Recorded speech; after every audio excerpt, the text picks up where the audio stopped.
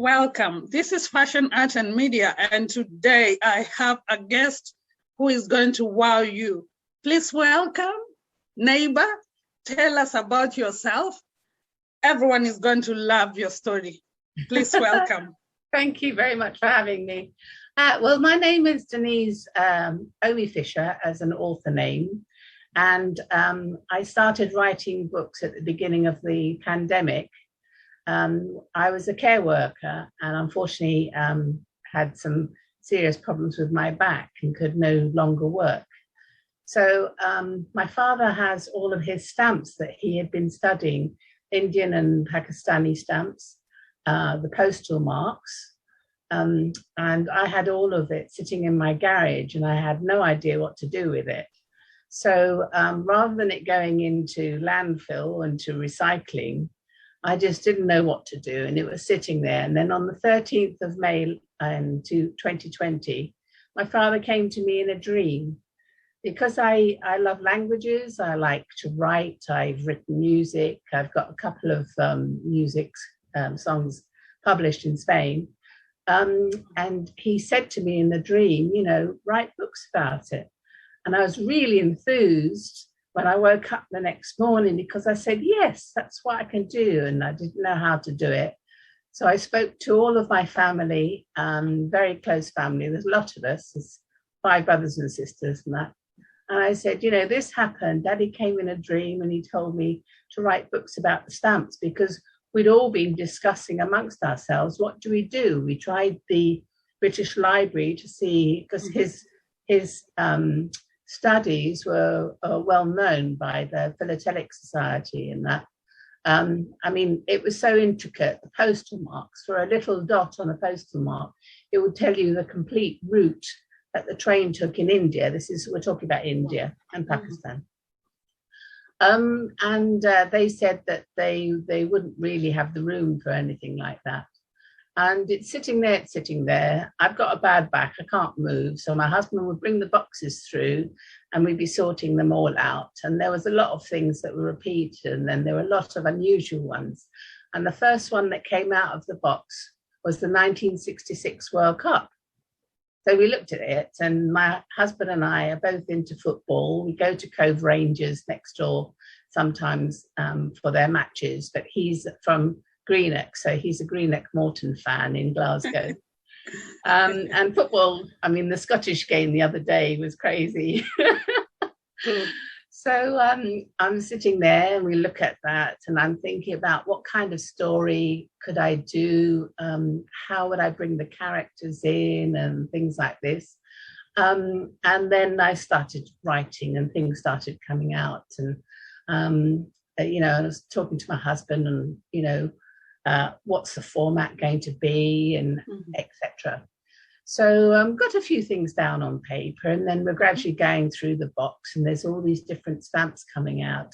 And what I love is doing the research. So I've got quite friendly with the people down at the British Library and the Postal Museum in London and the Royal Mail as well, because I have to get permission from the Royal Mail. Yes. I've also been in contact with the Indian Postal Service, but because of COVID, obviously everything's just basically stopped. So I wrote the second book, which is it's a story about India. When they had the first official airmail flight, and that took place in the 18th of February 1911.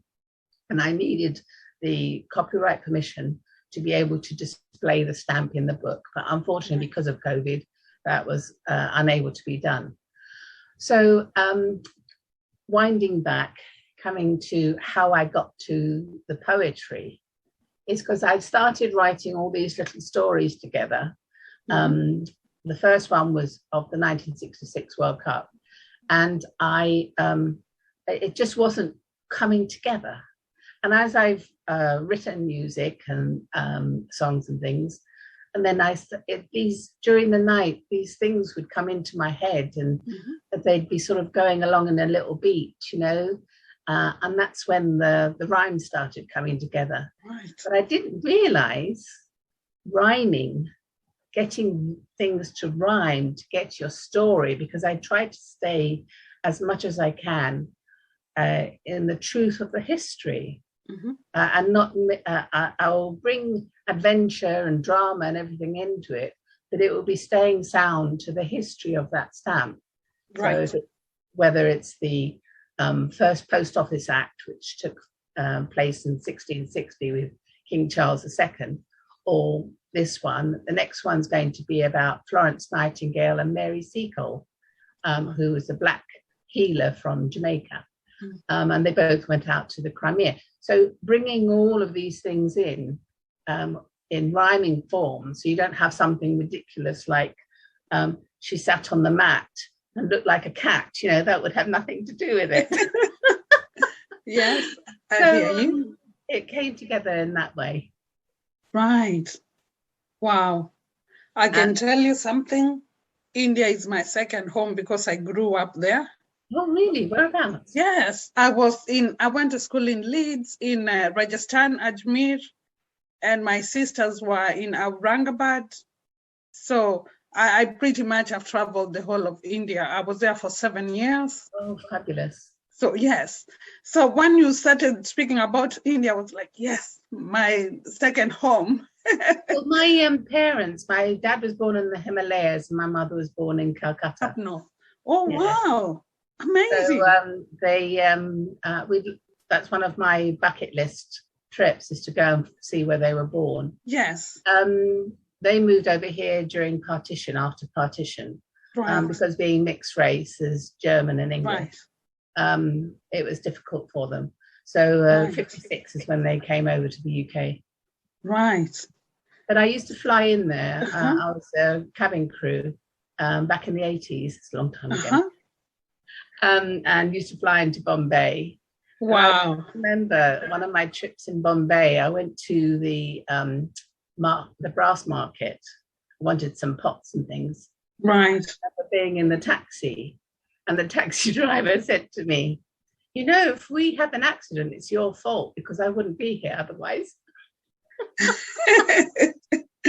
I was driving all over the place, and I was literally hanging onto the seat and thinking, oh, yes. Goodness, will I come out of this alive, you know?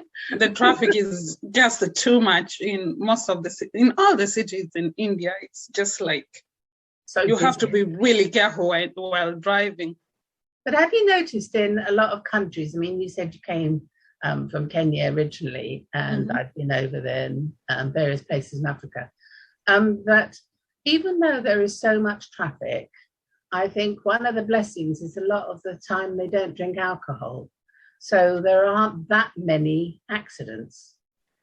In India, yes, they don't drink alcohol. In Africa, they do a lot, except they know their roads and all their madness, you know, all the jumbled up, not following rules on the road. They know how to drive. Yeah. And unlike here, where if you are caught drink driving, it's a big issue. In Africa, I don't know. I think that because of corruption, really. Oh, okay. If somebody gives a bit of money, that's it gone. Yeah. You know? Yeah. So, but in India. Yeah. In India, it used to be, because there's animals and people and cars. Yes. Bikes, yes. And the mopeds and. Yes. Yeah, and rickshaws. Yeah, yeah. Wow, amazing. So we're going to go back to your first book. Oh gosh, I want to ask you so many questions, but let's first go to your first book. What's the title of your first book? They're all called Dadda Gigi stamp stories. So right. The Dadda Gigi is Dadda great granddad. Okay. My mum is called Nana Gigi. My father died 14 years ago, so his great-grandchildren never met him, but she's called Nana Gigi. Right. So when Dad came to me in the dream, and it's his stamps, and then that was the sort of like the formation of the first part of it, and then they are stories about the stamps, so Dadda Gigi stamp stories. Right. So he has a den, and my father's room with all his stamps was an absolutely chaotic place. Right. And it was he would always say to my mum, don't touch anything. I know where everything is. Right, of course. Not clean or anything, you know. Yes. It's chaotic. Uh-huh. It's amazing how you will see something and think it's just not right, but for the owner, it's always perfect. Yeah. It was frustrating for my mum because she wanted to go in and tidy it all up. Yes. You know? Yes. She wasn't allowed. Oh. So yeah, that was his den. So then when at the back of the books, they've got the little poem which introduces the character. May I read it for you? Yes, please. Yeah? Okay. It says, that's what it looks like. He's sitting snoozing. Right. And it says, Dadda Gigi studies stamps and snoozes without warning. His den is crammed with so much stuff, you can almost hear it groaning. He has a magnifying glass. He has a sorting stick. And mailing magic powers up the postal popping trick. Oh. He has a chuckle tummy and great big wiggly ears. Tootsie, who is the cat, loves to chew them, then meows and disappears. His feet are so absurdly big, they look like flapping flippers. Along the floor, he slips and slides in luminous bright green slippers.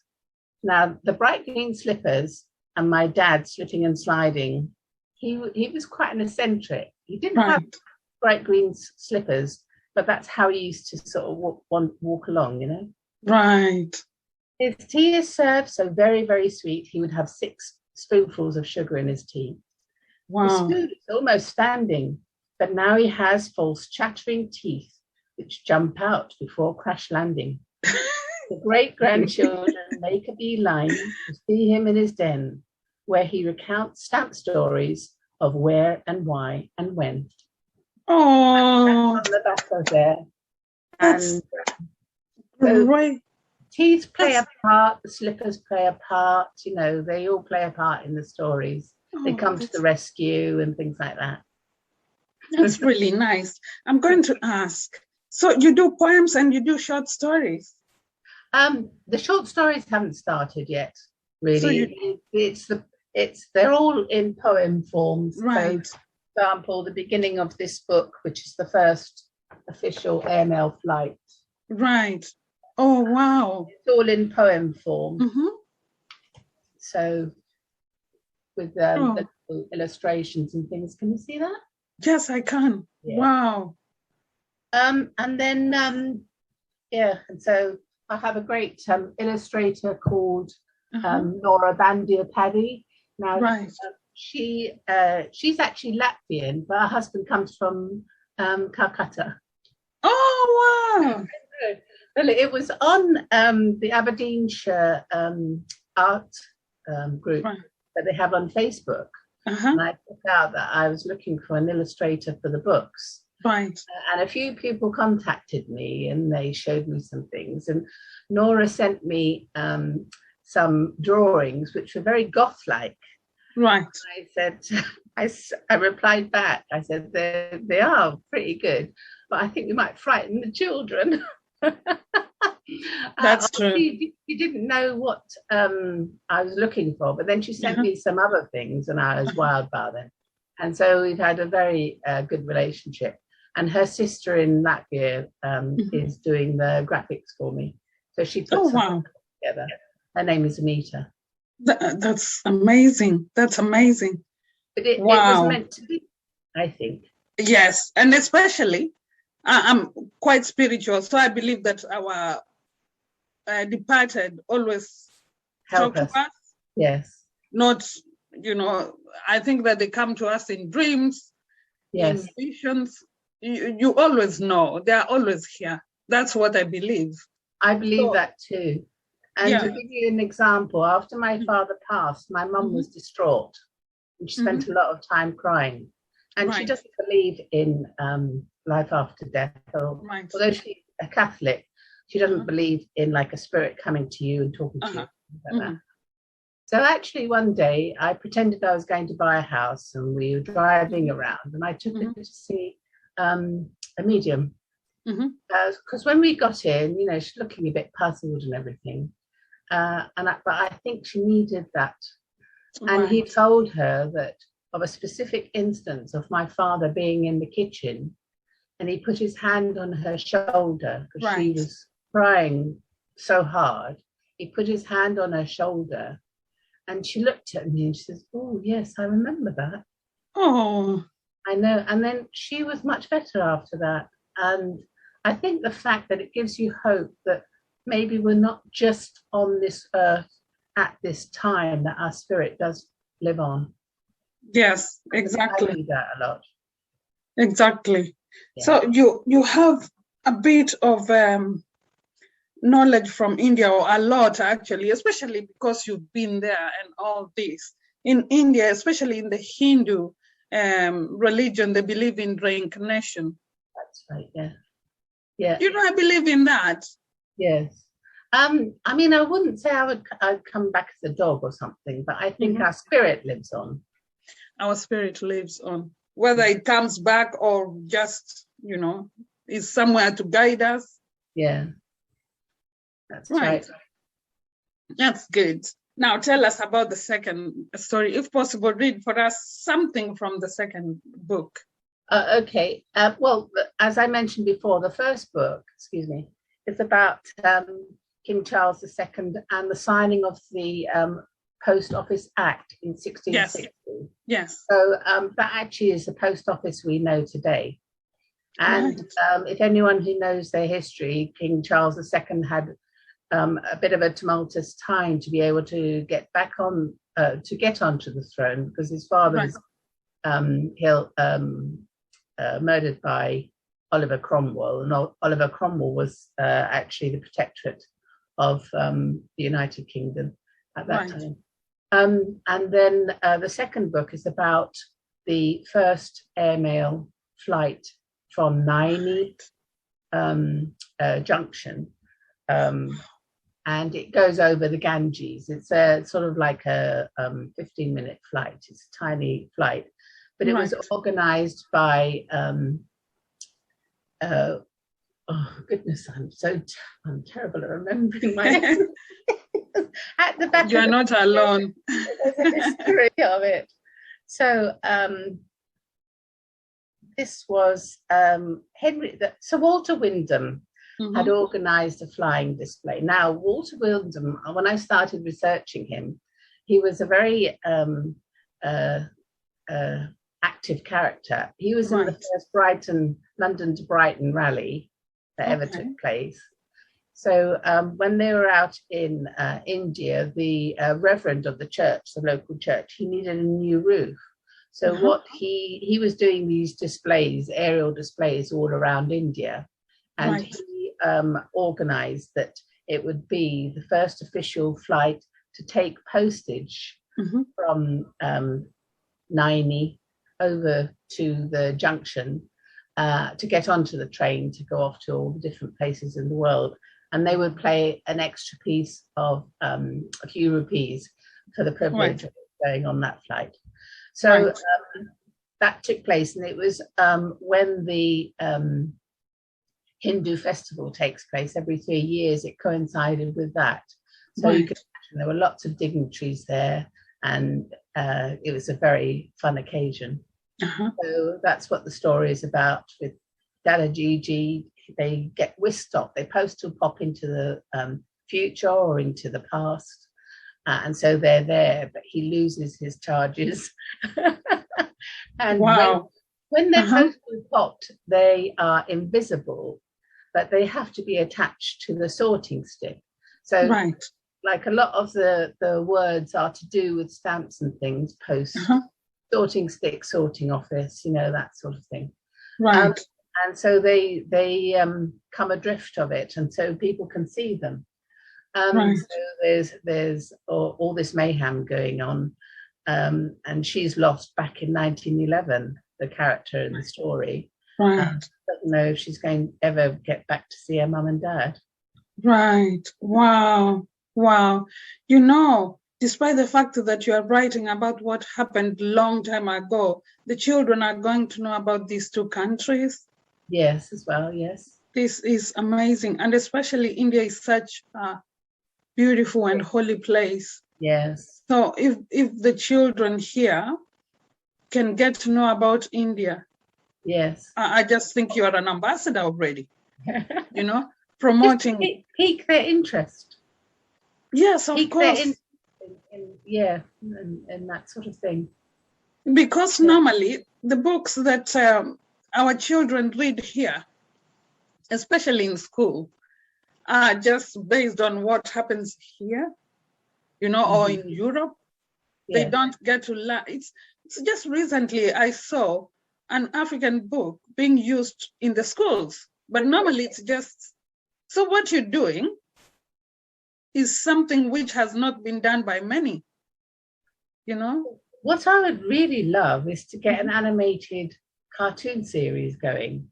Right. Which would show children the different countries, you know, yes, as well as the information about the stamps. You know, that would be fun. That Kate, would be fun. A friend of mine, has done a little piece of music to go with the first book, which is really lovely, which is up on my webpage, www.daddagigi.com. Yes, you're going to give us that to put, to add together with this. People need to know what you're doing because this is great. This is really great. So I'm going to ask, I will just be jumping from one question to another. Don't worry, it's jumbled up, but in the end, we get everything right to our viewers. So you are air hostess. I was, yeah. And how many countries did you go? Was it just the same trip? Well, I lived in Bahrain and worked with Gulf Air. So we go up and down. So we go Paris or London, and then going down around the Middle East, Bombay, Karachi, Bangkok, Hong Kong. There wasn't a massive amount of different places there. Right. No, those are many, because my next question is, did you see enough so that you can also introduce this to the kids here in Scotland? Oh, definitely. I mean, I've always loved to travel anyway. When I was 17, I went to Germany with my brother, and I was out there working. Then I lived in Italy working, and then I was in Spain for 24 years. And traveling has always been something that I absolutely adore. And I like languages as well. I speak 5 languages. So I'm trying to learn Japanese at the moment. Oh, wow. Amazing. Yeah, that's, I think, yeah, languages, it gives you more of a sense of richness in your own language. And English is a very good language for writing and for music. Exactly. Now, you didn't tell the viewers that you come from England originally. Yes. So this is another thing, because despite the fact that you can write, you know, about all the other places, you also have a place where you originally came from. That's right, South London, yeah. So, and London is such a beautiful place too. People just... It's all right. I like London, the centre, but I mean, obviously where I lived was very much suburban land, and right, you know, in that respect, I think that's why we've all left. Right. I can just imagine. I've only been to central London. I don't really normally go anywhere else, because I either go for a fashion event or for a meeting. So everything is central London. Yeah, so I do love London. Yeah. You know? And I worked there, yeah. Okay. I used to work opposite Harrods. Oh, wow. Yeah, so I used to go in there in my lunchtime and look at everything. Wow. I couldn't afford it. That's amazing. Now, you have been a air hostess, sorry, not air hostess. My Kenyan pronunciation is coming out. So air hostess. Cabin crew might be easier to say. Sorry, say that. Cabin crew. Yeah, cabin crew is even more professional, if you like. So being cabin crew, obviously now with we're not allowed to distinguish between whether it's female or male, isn't it? Right, of course. Yeah. The world is changing. Back in the day, we were known as trolley dollies. Oh, So non-PC. I can tell you why, because I think back in the day they wanted young, very beautiful girls to be the cabin crew, whereas nowadays, if you are able, you can. So maybe that's why you are being called trolley dollies. Well, basically you are, aren't you? Pushing the little trolley down and things. Oh my God. The job nowadays isn't what it was. Mm-hmm. It's harder. It is harder on people. Right. The people I know who carried on in the profession, you know, it's very tiring. The turnaround times, what they have Right. to do and things. Yeah, it hasn't got that glamour anymore. Right. Oh, yeah. It used to be very glamorous, because I once worked with a lady, Indian lady, actually, in Australia. We used to teach in the same school. And she used to talk about her days as cabin crew. And she said she only got the job because she was Miss India. Oh, really? Yeah. Yeah. So Michael Caine's wife was Miss India, wasn't she? I don't know. Yeah. This one was actually this lady was married to a Scottish guy, but they lived in Perth, Australia. She still does. Sadly, her husband passed away. Oh, sorry to hear But yeah, so it wasn't Michael Caine, obviously. Yes. He's as English as you come. Oh, And yes. London, Yes. really. Londoner. Oh, yeah, yes, of course. Anyway, I think that India and UK have, especially India and England, had a very close relationship, even if, you know, Commonwealth was Commonwealth, but come to think of it, maybe even Kenya, you know, I think these three countries, especially because the British, when they were in Kenya, they brought Indian manpower or Indian workers to Kenya to make the railway lines. Yes. So I think there was a very close connection, which is also great. You've been to Kenya, you've been on those roads, you know how they were started. Those roads were actually made by the Indians who came to, you know. Well, we got lost. We were following this road and we went up into this forest area. Right. Came to the end of the road and there was no more road. Oh, gosh. We had to turn around and find another way back. So, I mean, I wasn't driving. Yes. That road is long, I can tell you that. Yeah. My husband and I, my first time to Mombasa, my ex-husband and I were driving from Mombasa to Nairobi. And he comes from Sussex. He's really, and he used to work in London all the time. So he's like, he can drive in Kenya. If you can drive in London, you can drive anywhere, really. But the journey was so long, you know, and because we were traveling in the night, he just was so tired. He started driving the other way back to Mombasa and was like an hour the other way, you know. So really? That road is confusing. Only to find that we've been here before. What's happening? The road is confusing. Suddenly looking familiar. It did. It started looking familiar, and before we know it, we just had to rest because, especially in the road is confusing. That's all. Yeah. So you getting lost is just. You probably are not alone. I'm sure many people have got lost on that road. Yeah. So what happened? We just went back and managed to find the right road. We'd obviously taken a wrong turning somewhere. Right. We were looking at the vegetation and the animals as well. So it was done very relaxed, you know. Right. But yeah, that was interesting. I remember falling asleep and then this massive insect came inside the car because we had the windows open. We didn't have air conditioning. You're talking about 1981, I think it was. Right. and it was really big, and it was like I'm just screaming, you know, because I didn't know if it was going to bite you or eat you or what. Yes, of course. Most of them bite, and they can leave big marks. Yeah. So but we got there down to Mombasa in the end. Yeah. Right. Lovely, relaxing place, isn't it? I've been to Mombasa just once, so I don't know about Mombasa. But I can tell you, in the 80s, Nairobi was very different.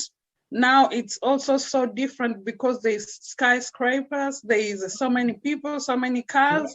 Yeah. It's no longer a relaxing place. I would rather just fly to the airport and fly out to my, to Kisumu, which is closer to my home.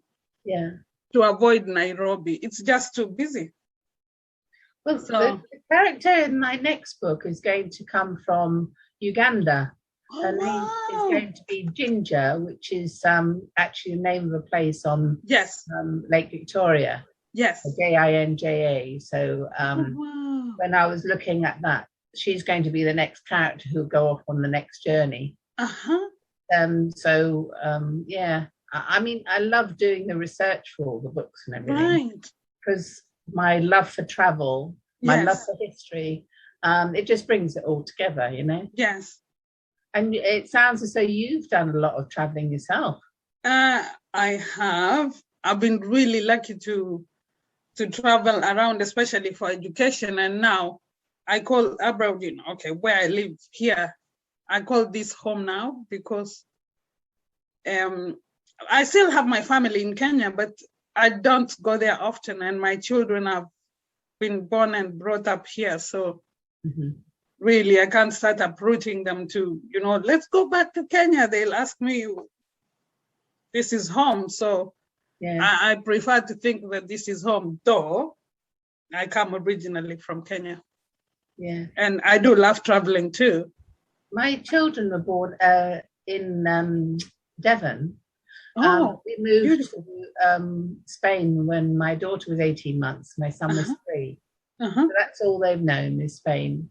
So that's where they live. Okay. And I was happily a grandmother in 2019, but I haven't been able to see him since February 2020. So because of the pandemic. Yeah. Oh. My mum's going to be 90. We're having a big party for her, so they're coming over for that. So I just can't wait to get hold of him. Do you know what you said is absolutely great? I've been thinking that after my children finish education, I would love to go to Kenya or just go and travel. Yeah. It's always nice to go back, and then when the kids can do their own thing, and then that's beautiful. Well, my husband and I are keeping ourselves very quiet at home because we don't want to get ill before the party, which is in the end of November. But we talk about traveling because we like traveling ourselves. And there's lots of places that we want to go to. Australia is one of them. I lived in Australia. Yeah. I've been there. I took my mum there for her 75th birthday, so that's 15 years ago. Which part? Well, we landed in Sydney. Oh, beautiful. To Melbourne, drove through the middle up to just above Brisbane, up to Bundaberg, and then drove back down. So I did 5,000 miles on my own. Wow. With mum sitting in the car. And she didn't sleep for one moment. She's looking at all the eucalyptus trees to see if she could see a koala. Oh, did you see any? Yeah, we went to Steve Irwin. It was just after he died, so that was a bit of a shame. But we went to Steve Irwin's park. Right. What's funny was her mobility wasn't very good. And I knew that if I got one of those little carts, she wouldn't want to go in it. But I said to her, Mum, I've been doing a lot of driving. I'm a bit tired. I'm going to get one of those carts. Right. So we had to get the flight from Sydney, and it was a fair bit to go, right? So I come up. That's Hobart, isn't it? Yeah. So I turn up in the cart, and her eyes go wide. She's never driven, right? So never driven a car. I said, oh, can I have a go? So she got in. And she went so fast, I had to trot round Steve Irwin's park. I missed the elephants because she went scooting by. Wow. And then they have double doors when you go into bird sanctuary or wherever. And you go in, bash against the other door. Oh. I mean, I found it very funny. I don't think other people around found it so funny, but it's hilarious. It's always nice to see a joke or something funny in everything. Yeah, it's happier like that, because who needs to be sad nowadays? I see fun in everything. There's nothing that, especially because I grew up as a very staunch Christian, but now I'm actually quite spiritual. So for me, I think that the universe gives us this chance to be happy. Like me. Sorry? Exactly what I think. Right. So the universe is giving us a chance to be really happy. No time for sadness, because sadness and negative energy is not good for us. Well, you think what the world has been through. There's a lot of healing that's needed. And obviously people to have that spiritual strength to be able to push forward and help others. I think it's important that we help others. Yes, exactly. One of the other things with my books is 1% goes towards Action for Children and Other Necessities. You know them? Other Necessities? No. It's a local charity that helps women and children find homes if they're coming out of abused relationships and things. So, I will look into them. Yeah, it's one of the things to try and give back, always give back something, Yes, that's what the universe wants. Once you give back, you're going to get more. Okay, you write songs in Spanish. Do you speak Spanish? I speak Spanish, German, French, and Italian. Because I lived in Italy, I lived in Germany. I did German and French at school. And Spain obviously lived there for 24 years. Oh, that's awesome. So I also speak 5 languages. Oh, yeah? What do you speak? Hindi, Urdu, English, Kisi, and Swahili. Oh, wow. They're not only just another language, it's another alphabet as well. I can't write, unfortunately, I can't write Hindi or Urdu. I can speak, I understand whatever is being said, because it's been almost 30 years since I lived there, actually, as a student. But later, with my ex-husband, we lived there in the year 2010 for a year, when he went to set up an oil well. So we lived there for a year. But this time we lived in Hyderabad, which is quite different from where I was. But India is great, but you can't write that. I don't know, unless you were born to write it. It's kind of difficult. Too difficult. So you've been air hostess. You are now a writer. You've traveled a lot. What made you decide to go into care work? Well, what happened was I found, it's such a long story. I had my own business in Spain, and in 2008, with financial crisis, I ended up losing my house, my business, my car, my home. My partner went off with the so-called best friend, so I didn't know what to do. You couldn't get a job. I came back to the UK and did teaching English as a foreign language. So I went back to Barcelona and I started teaching there. And my mum became quite ill, so I came back and looked after her. So I went into a school and I was a teaching assistant. And then mum was better, and I couldn't find another better paying job in Norfolk, which is where she was living. So my sister up here in Aberdeen said, come up here, there's loads of jobs and everything else.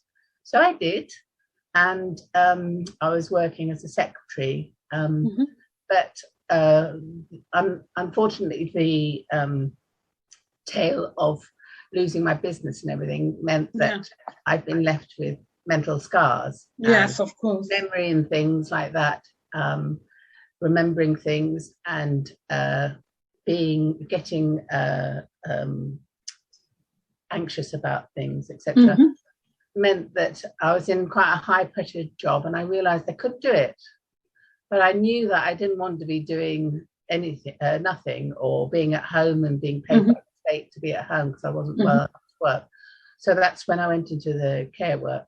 Right. That was great. I was enjoying that, and I loved it. I loved the people I was working with. I loved the people I was working for, who were disabled people, and that was great. But then my back just gave out in February last year.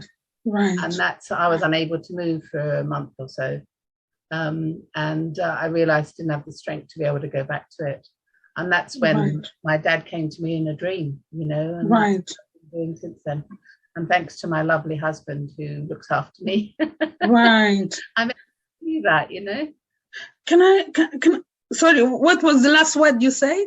I said, thanks to my lovely husband who allows me to do that. Right. That's good. Okay. Who I met in the first place that I worked in Aberdeen. We sit back to back with each other. We hardly ever spoke. And then I asked him to accompany me to rock dancing. Right. Because you always needed men there. There were never enough men. Yes. And I just asked him. I didn't think anything of it, but as we started talking, he's the same age as me, born in the same year. We have the same interests. We laughed all the time. We're still laughing, I mean, he's just wonderful. Oh, that's really nice. It is nice. That's why I feel everything has come how it should be now. Okay. Here is what I was going to say. Everything you do has some reason why you have to do it. There's nothing that is there accidentally. Long time though. It's taken a long time. I mean, I was 59 when I met him. It's a long time. That's the age. That's the time that you two were meant to meet. Yeah, that's right. Well, he'd never been married, you see. So that's why he was waiting for you. And he said, if we'd met when we were younger, we'd never have got married. We were just so different. And again, everything has its own time. Yeah, that's how the universe works. Yeah. And talking about care work, I also did care work when I was down in Leeds. Yeah. And I can tell you one thing, there's nothing more rewarding than that, because it's a shame it's not paid better, because they should work hard and diligently, and they deserve to be paid better. Yeah. They say, you have the machines to lift the elderly, members of the community, but you find it more personal to just grab them and, help them somehow. Machines, they take time. Hands are quicker, and that's how you actually swell your back. Help and safety, you can't. That's how your back goes. But it's so... Yeah, it wasn't actually work that caused it. It was a long journey down on the bus to London. Right. And it was that really bad storm we had in February 2020. Right. The bus was everywhere. I mean, the poor drivers, when they got off in London, their faces were white. It was torrential rain and wind. And I didn't sleep at all the whole of the journey. And because I was so rigid in my chair, the muscles have gone into spasm. Oh, sorry about that. Can't be helped, It can't be helped. Sometimes these things took a long happen. time to get to a stage where I was able to get around. But having said so, you are okay now. You're writing books. You are going to be so famous. Oh, I don't know so much about that. As long as I can just, earn money for charities and things, I'd be fine. Yes, these books, I'm sure they are going even to India, because this book, who knows about stamps? You tell me, Denise. Well, I've actually been on Twitter with some people from India, chatting about it and things. Yeah. Well, it's on Amazon, so it's all over the world. I can tell you one thing. I don't think that especially the young people in India will know anything about the stamps and what happened in 16 something, So what you're doing, it's not only educating or bringing these stories here, you're also bringing these stories to India, because, oh gosh, I need to introduce you to someone in India who will love your stories. Oh, she's an editor in a magazine, but she will love these stories because really, yes. I just remembered because everyone needs to know this, especially my psychic told me that I need to find a female editor. Right. So there you go. especially because she's from India. She's from India, and oh my I'm not sure she will know about all karma. These stories. Yeah, exactly. But I will introduce you to her, and then you can see how you can collaborate, because fabulous. The Thank you. Indian kids want to know about this history. Yeah, it's history. Yeah. It's fun. Well, stamp collecting is big over there still. This is amazing. They probably inherited lots of stamp collections from their fathers and grandfathers and that as well. You know what I think? Before I collected stamps when I was growing up, but nowadays kids are into games. They no longer know about stamps. Well, we don't send letters anymore, do we? I mean, I'm a huge David Bowie fan, and they brought out a selection of David Bowie stamps just after he died in 2016. And I bought loads of them because, I just love the guy to bits. But I've still got loads of them because I don't really send post out to anybody. Yes. Oh. So David Bowie was more like, what can I say? His wife grew up in Kenya, so she's almost Kenyan, if you like. She's Somali Kenyan. Yeah. So she's almost like a sister, if you like. So David was loved especially in Kenya so much. Yeah. So if you were a fan, I was a fan too. Where I was born. Yeah, because he's Bromley and Beckenham, and I'm in Thornton Heath and Croydon area. It's all very, very close. Yes. Okay. Wow. Amazing. So please tell us about the third book. I know you don't have to tell us too much, just a bit. Well, it will be coming out next May on the 14th, which is International Nursing Day. Right. And it is because it's about Florence Nightingale and Mother Seacole, who is the Jamaican black healer. Yes. Who also ended up in the Crimea. Right. So with Mary Seacole, she didn't have an official nursing degree. So she wasn't invited by Florence Nightingale and the nursing people to go over and help them. So what she did is she got on a boat and she got herself to Sevastopol, which is on the Crimean Peninsula, and set up basically a shack. I'm reading her book at the moment. Basically a shack where she had provisions, and then she would aid the people who were injured and that, using natural remedies from Jamaica. Right. Florence Nightingale, obviously, she was on the Constantinople, which is now Istanbul side. She had the hospital there, and she was finding out that how infection was killing a lot of the people, and that's how we know about keeping our hands clean and everything else from Florence Nightingale. Because when I started the books, the other thing as well was we were in the middle of the pandemic, and I wanted to get across to children the fact of washing your hands and keeping things like that. So that's another theme that runs through the books. And at the end of the day, Asher, who is the great-grandson, and the people who are visiting and that, they will always be told to wash their hands and things like this. So there's a little lesson there. Right. That sort of thing. So that story will be about those two people, and then we'll have beautiful. Ginger, who is visiting from Africa. Mm-hmm. The idea behind the characters is you have the great grandfather, and you've got Asher. But Asher's parents are doctors, and so there's always people from around the world, and there's conventions that they go to, and that's why there's all these people from different countries coming in to visit, and that's how they'll all go off on their little adventures and things.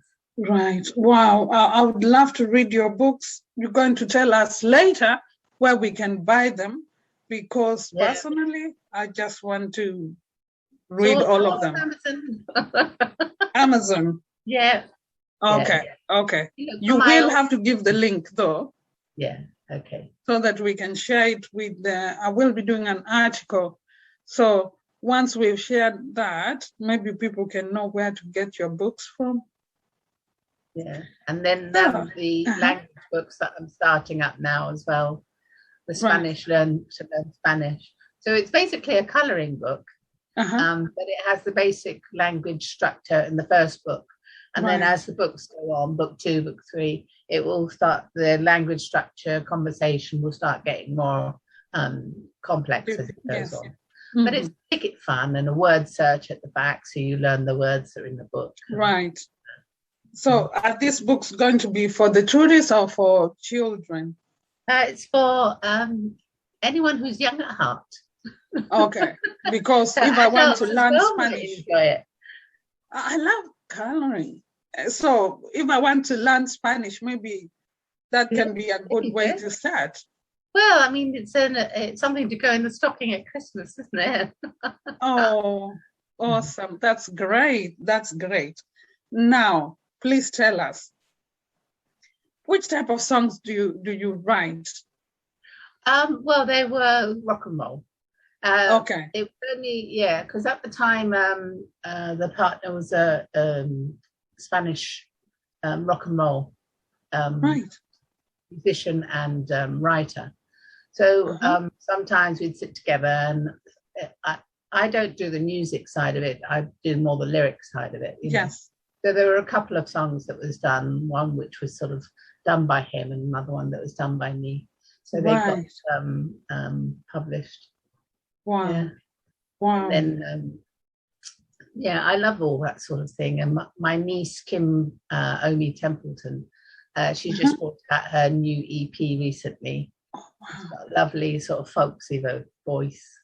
So that's just come out. And then Freya, another niece, is studying doing art at the Sorbonne. And London. I've got a very, very artistic family, really. That's nice. That's really nice. So it's not just you.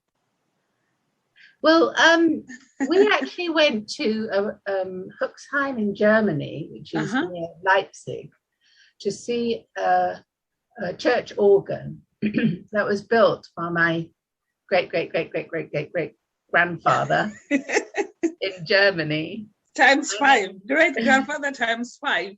8. And in the 1700s, and it was proved by Johann Sebastian Bach. Wow. So in the background there somehow. Wow. Ancestry. So, wow. Oh, wow. This, oh gosh, I just felt a chill somewhere. So you are you come from a line of artists. I mean, well, they were church organ makers, and then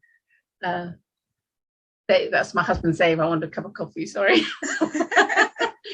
They were church organ makers, and then his grandson went over to Bombay, and he went over to Calcutta. His name was Christian, as a music teacher, and he's the one who we descend from.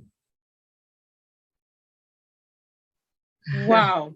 But they were lawyers, and they were musicians and things like that. You know, that's the sort of professions that they were in. Say less.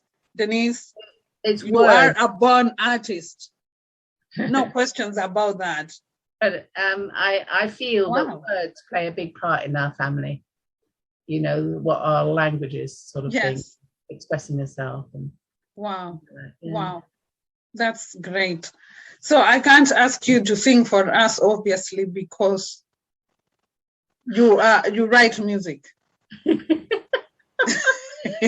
My children would always say, "Oh, shut up, mummy." So you'll people go, "Oh, shut up, Denise." How old are your children? 37 and 39. Wow. You don't look it. You don't look it. It's the young genes. Yes, and also when you have positive energy, your age really doesn't show. Because it's when you are really sad and that's when you. Don't you find that Indian skin doesn't age very much? Yes. You know, I think so. Indian skin is always quite young looking. You look at the older ladies and that, they always seem to have beautiful skin, don't they? Yes, yeah. That's true. That's really true. But then again, my mum is 90 and she's still got quite clear skin. Mm-hmm. And she didn't start going grey until she was in her 70s. Wow. Yeah. That's amazing. But I can tell you one thing. In India, whether they are Christians or Hindus or Muslims, there's something there which is so spiritual, and it makes people be so humble.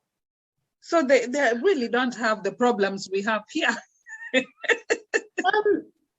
I found when I was flying into Bombay, and we'd stay in the Taj and places like that, the people who work there were very caring and loving. But the people who stayed there were very denigrating, and they would treat people quite badly, I thought.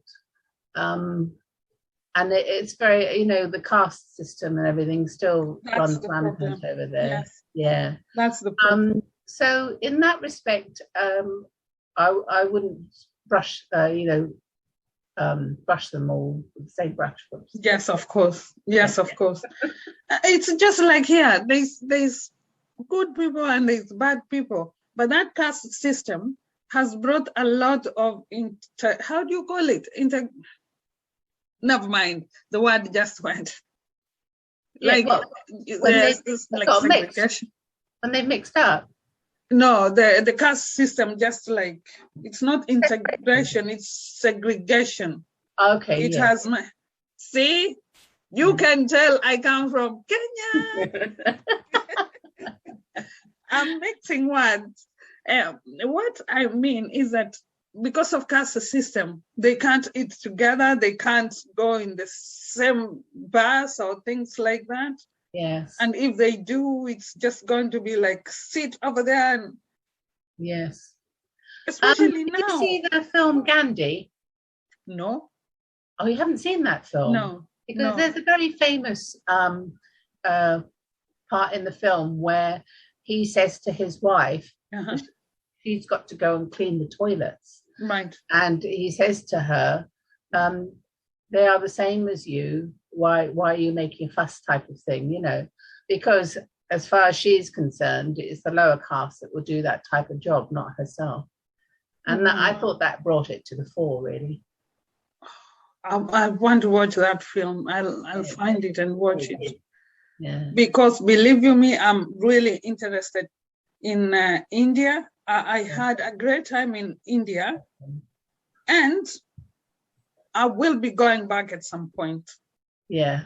I want to go back. I want to go back with my husband. That's good. Have a cup of coffee. That's good. Great husband you have, and you just met at that right time when you were meant to meet. You know, again. I was at that point, and having had the experience with the partner, after losing everything, you're already vulnerable, and then your partner goes off with a so-called friend. You really do feel quite empty, and you lose all your confidence. Yes. And I thought that I'm going to be on my own for the rest of my life. So what I did was I sat down. I thought, if anyone comes into my life, They have to be able to like the things I do, have the same interests, and I wrote it all down. And so I didn't worry that I had nobody in my life. But then when I met my husband, Ronnie, he started ticking all these boxes. Right. Got to the point where I knew that if I let him go, he didn't have any romantic aspirations towards me, you know. And I thought, if I let him go, I'm going to regret it for the rest of my life. Right. I invited him and some friends round. I cooked paella. And at the end of the evening, well, it was the next morning, actually, they came for lunch and they left the next morning. So it was a good day. And I said, what about it then? And he said, what? And I said, do you fancy going out with me? And he looked at me, he said, okay, I'll be along for this adventure. Gosh, that's so romantic. Isn't it? Yes, and very bold, because I think I should do the same. I should go to the person I like and tell them, you want to go out with me, because I'm tired of waiting. Come on. No, but I knew, and you know, since we've been married and everything else, I know we are just so made for each other. Yes, we really are. We just have such a wonderful time together. Again, So because lucky, I'm spiritual, Yeah. because I'm spiritual, I can tell you one thing: soulmates exist, twin flames exist. This is it. Whichever you are, you know yourself, you know, but they do exist. Yeah, but sometimes it can take those kind of experiences I've had to actually get to know yourself. Because as a child, growing up as a Anglo-Indian in 60s, 70s, South London, there wasn't a lot of patience for people like us. We didn't have a lot of money and things like that. So you come across racism and things like that, you know, which tends to eat away at your self-esteem anyway. So self-esteem wasn't big. And then with having those experiences, it was next to nothing. So it took after that last episode of when my partner went off and left me so bereft, that I knew I had to do something to change my life. And that's when I realized that I would have to look exactly at what I need in my life, what makes me whole, which is my family and my friends and things like that. And then from those steps, build it up to get the kind of life that I want. I don't fret about not having money now. I don't fret about material things. It's being able to help others, be there to listen to, you know, friends and family if they need us and things like that, because they're actually, those are the only things that matter. Right. You know? That's very true. That's really true, because especially right now with the pandemic, we are just so happy and lucky to be alive each day. You don't know what's going to happen the following day. So it's always nice to be able to help people and to be happy in or with yourself. That's right. Yes. Yeah, you know? Absolutely. Yeah. Amazing. Amazing. Wow. But it's funny how you reached out to me though, to ask me for this. So I actually follow you sort of. And I saw you've written a few books. So I just wanted to interview you, especially because I also teach here in Aberdeen. Okay. I want to be able to tell kids in class about this book. So it's not just about, okay, my YouTube channel or maybe, you know, the TV. It's also about my kids, because I keep telling them stories from Africa. Yeah. I wanted them to know stories from elsewhere. So this for me is really great. Oh gosh, I cannot tell you how happy I am to have, you know, had this chance to talk with you, because not only has it been interesting, but once I go back to school and tell the kids about you, who are going to be so happy wanting to know about these stories. And especially you have great if you want me to come in and talk to them, I will ask. Have to do that. I will ask.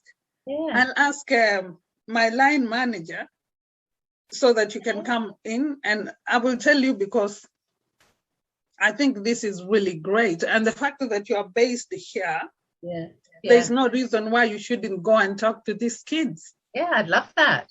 I mean, I love interacting with children. Yeah. And the fact that I have some of them who like art following me on my YouTube channel, so they are going to watch, obviously, and like this, because this has been educational, not only for me. Believe you me, I like stories. Yeah. But I have kids in class who love stories. Yeah. They just want to know, you know. So for you, it's not just... I could read. How old are they?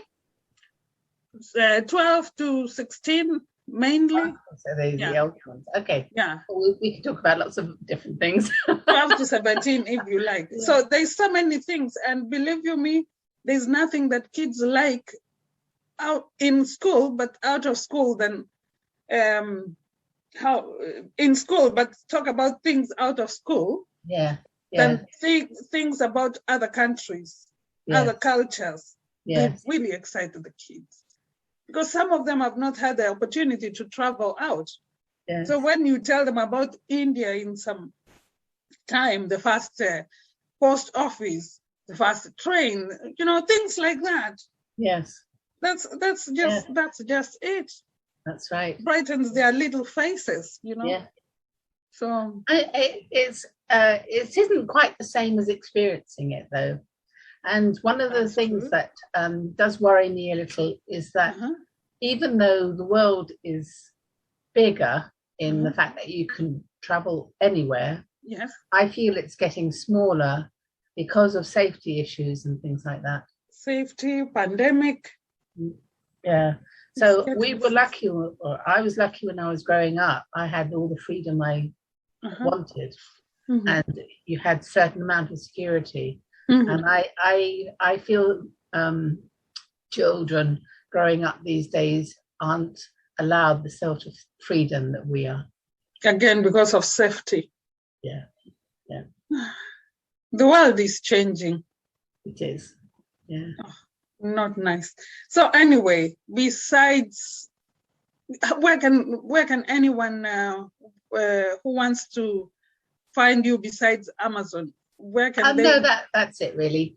I decided as it's an easier tool to get all my books out there was to do it through Amazon. So as an independent publisher, you like publishing the first book myself, but it's just too hard to get it onto the selling platforms. Right. I can understand where you're coming from, because especially nowadays with everything happening, I've been wanting to print a magazine and I can't, because everywhere is sort of closed. They're opening now. I've got quite a good printer, but I'll send you his details. Right. This is my first book. I actually sent my things out today. All right, okay. So yeah, thanks anyway. But do give me for the future, because we are starting a magazine which will be going on for a long time, or forever if possible. Good luck. So yes, I will appreciate. So anyway. He's here in Aberdeen. It's going to be online, and also whoever buys the, wants the printed version will have to get it posted to them. Yeah. So it will be in Aberdeen, but internationally, really, because we cover people from everywhere in the world. Yeah. So yes. Okay. Thank you. Now tell us anything that you haven't told us today, because we want to learn more about you. You can come back.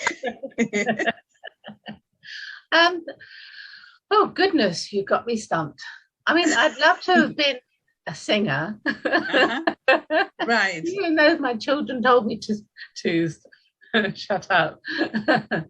Right. Yeah, but I don't know. Really, I'm just sort of like trying to keep healthy and keep going. Yes, That's it. Because when you start getting to this age, your options are rather limited. So what I'm doing, I'm enjoying doing. I will continue to do them. The research is a part of it that I am absolutely loving, because Right. at the history of things, and you find all these little snippets of information, that you wouldn't otherwise come across. Yes. Coming across, like I've come across you, coming across all different types of people from all walks of life and different places in the world. And basically, I'm doing my traveling from my office, my little office at the moment. Right. Right. It's like calls to people like yourself and stuff like that. But then when COVID is knocked on the head, that's when I shall be off. Right. Okay. So, Sounds back good. to Asia, and there's all Australia. My husband wants to ride by boat because he's seen 4 continents by boat for the first time. Right. Going to Australia, he wants to arrive there by boat. So okay, if we're going to hire a fishing boat and go from Papua New Guinea to Darwin or something. Oh, that sounds really great. So that will be the next adventure. How is the safety from Papua New Guinea? Is it safe? Yeah, it's not very far. You think Australia sits all on its own in masses of ocean, but I think it's only 30 miles or something like that. Right. Yeah. That's good. Let's see. That's good. And the Indian Ocean is beautiful. Yeah. All the blue water.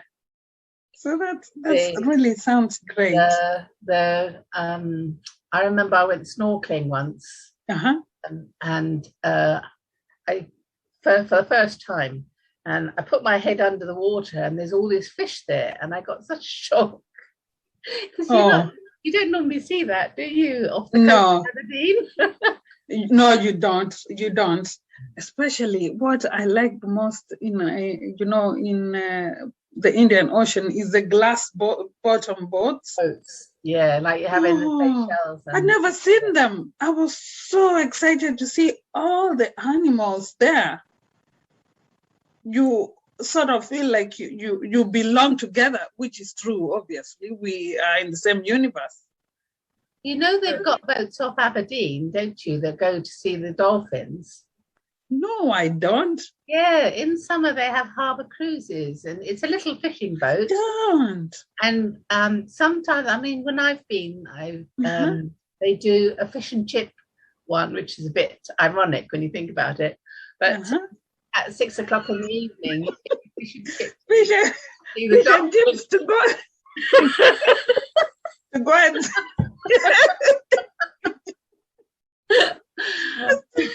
go and see fish. I just see the dolphins. Yes, but, that's so funny.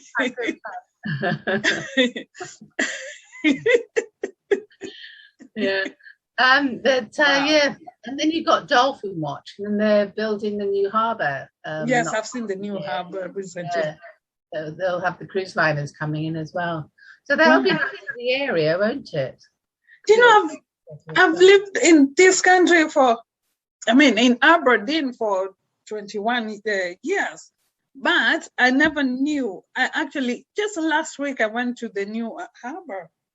Yeah. All these years, I never knew there was dolphins. I was telling my kids. They were shocked too. Yeah, yeah. You know? Well, they sit at the mouth of the river as it's coming in, the Dee, because obviously the salmon, when they're going back up river to spawn, it's good feeding ground for them, so they're not silly. Wow. I would love to see. I would really love to see. They're especially gorgeous. I would love to see a dolphin which is not kept somewhere, confined. When I was living in Bahrain, I used to go water skiing off pontoon in the Gulf, and the dolphins would always come around. And one day I decided to try and swim towards it. But what it would do, it would swim off, and it would sort of look at me as if to say, "You coming? You coming?" It would stay the same distance away, Right. So I'd try and get near to it, and then it would just keep that distance away. But they're very playful. Wow. I would love to do that. In I would the love to Clyde, do.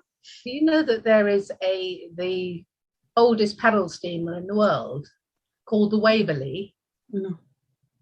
Well, they had some beautiful photos this summer of the trips they did around the islands and everything, of the dolphins swimming beside the Waverley. Oh, fabulous! Amazing, amazing. I would love to see. I would love to see. Do you know, I've learned so much today. So much.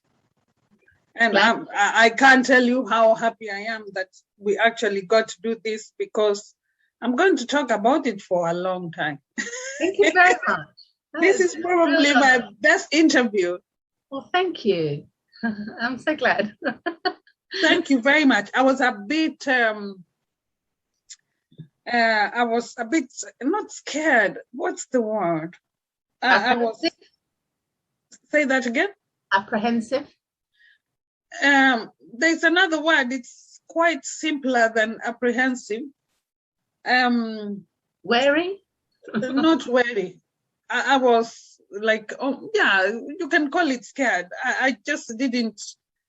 I didn't know how this was going to be. Especially, you are a great writer, you know. And I thought, oh gosh, how is this going to be? I hope. Now I don't want to stop talking to you, because I was thinking, oh gosh, I'm going to spoil it all. And it's gone so great. Of course not. You've got a lovely interviewing technique. Oh, it's gone amazing. Thank you. Fun, but we fed off each other, really. Yes, and exactly. I think the fact that we have very similar interests from what we've been saying to each other. Yes. And the universe have put us both together. Yes. So there you go. It's got to work, hasn't it? Definitely. And this has been great. Yeah. Really great. So, you've told us we can find your books on Amazon. Do you want anyone maybe watching and wants to talk to you about how you write or whatever? Do you want them to get you on social media? Yes, I'm on at Dadda _Gigi on Twitter. Dadda Gigi Stamp Stories on Instagram. And then if they get onto my website, which is www.daddagigi.com, and then they'll see I've written a little story. It's a fictional story of how Dadda Gigi and Nana Gigi met in India. Okay. And then there's little questions that people ask, like, where is Kolkata and things like that. Yes. Okay. Oh, that's nice. That's really nice. If anyone wants to draw stamps, they want to draw their own stamp, and if I'd love to put it up on my website. Wow, that's amazing. See, this is what the kids in school are going to love most. Yeah, good. Because we draw a lot. So, yeah, amazing. Yeah. Well, thank you. I really have appreciated. You're welcome. So it's been great. Sorry, say that. Be well. Yes, thank you. You too. It's been great talking to you, and I hope we can have you here when you finish your next book. Okay, then that will be. You can tell us a bit about everything. Okay, good. Oops, sorry. Thank you very much. Thank you. Namaste. Namaste. Yeah, namaste. Adios. Auf Wiedersehen. Your mom wants to know namaste because she's Christian. Yeah, that's right. She doesn't actually know much of Hindi or anything like that. Right. She speaks English. English is good. I make up for her. Oh. Okay. Lovely to speak to you. Lovely. Thank you very much. Thank you. Okay.